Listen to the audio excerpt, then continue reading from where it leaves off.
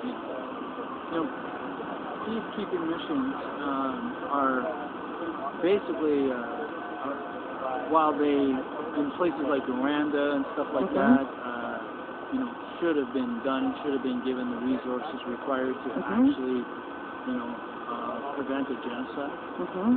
But that wasn't done. And there are other examples in recent history, especially, where peacekeeping, is not given the resources required to do it, and is set up to fail. So, and at the same time, if we had a redistribution of wealth, and we shared the resources of this planet, in a more equitable fashion. Let's get in the sunlight here. Then we would have much less conflict.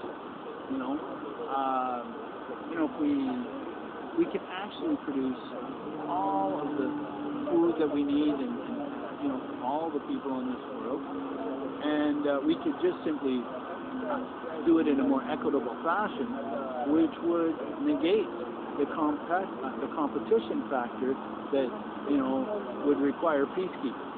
There are better ways. Right. If we had enough resources, everyone could eat. Exactly. The basics, especially if they were met. So peacekeeping would become redundant in a more equitable world. Because then people wouldn't be fighting over scarce resources.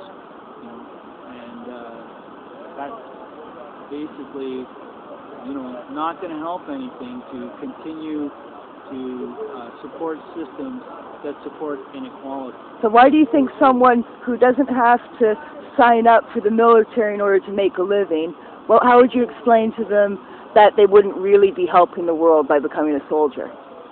Well, they'd be giving their life, energy, and forces to an industrial military complex, which is basically designed to impose the will of one country on another, or one group of people over another. It's not anything that... it's okay if you want to live in an imperialistic world.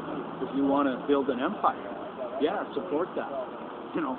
Empires are not basically sustainable, as history has proven. All the major empires have failed.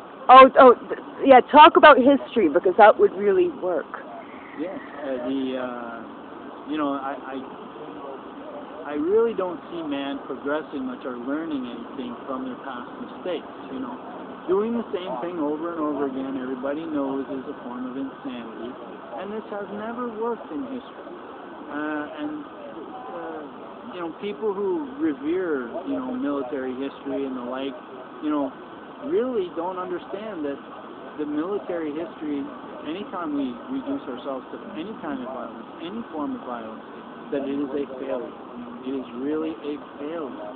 To look at it in any other way is really to be delusional about what success is and about what would prosper life and create a better world for future generations. That's a very self-serving thing for anybody who wants to go and, join the military to be able to play with the big guns.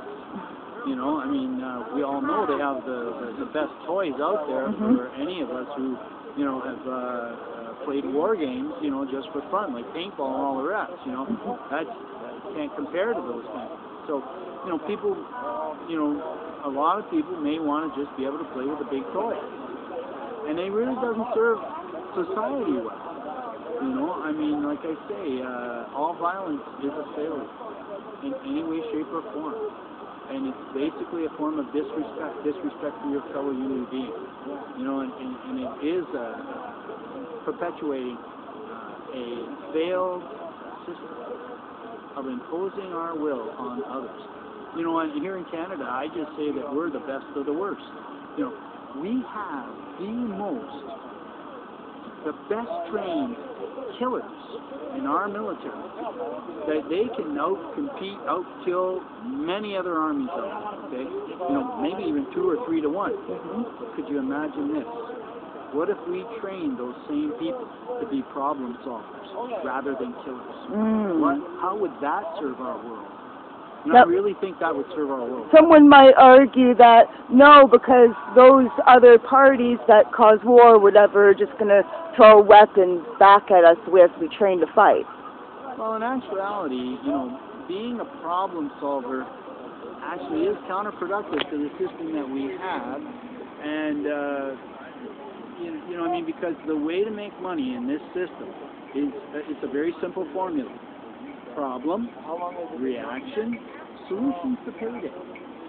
So if we solve problems, we wouldn't have very many paydays now, would we? So it really wouldn't support our economic system well, now would it? Especially this system that requires cyclical consumption and problems so that we can generate paydays or make work projects. And that's probably, it is probably the basic issue. Unsustainable. We're going to create too many problems. We won't be able to solve them, in this system, and that includes military problems. You can make them up in your head when they don't even exist, because you know what? The profit from it, the problem doesn't even have to be real. It can be real or imagined, as long as it elicits a reaction, maybe fear, because then there's a payday. Escalated military, industrial complex profits coming off of building military devices and equipment. What a make work project, if you want to just make work and also cause more suffering. And I'm not saying that, we should never defend ourselves. We can always be prepared. We don't have to go out there and cause problems, so that we can defend ourselves. Someone might think, though, that we're not going out there and causing problems. We're solving the problems of the wars in other countries. Well, in actuality, I think that those wars in other countries are caused by empire building or scarcity. People fighting over scarce resources, when I know we have an abundance. And the scarcities are created so that we can go to war or help. It will sell even our enemies, the tools to have war with us.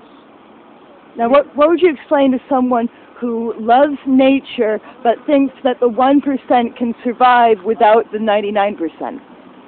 Well, even the 1% cannot survive the degradation of what sustains them.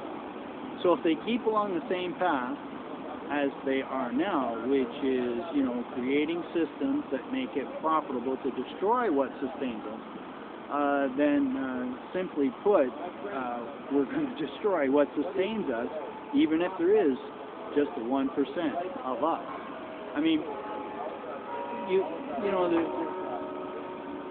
To me,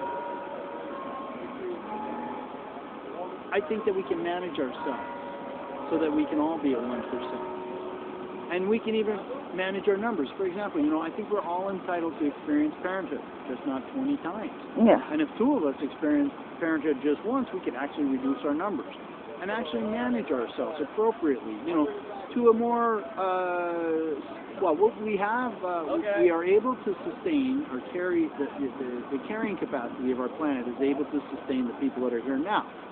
But each person on the world divides the resources by those number of people. So if we want to have more resources, then all we need to do is reduce our numbers. And we don't have to do that through war. We can do that through proper management of our numbers. Okay.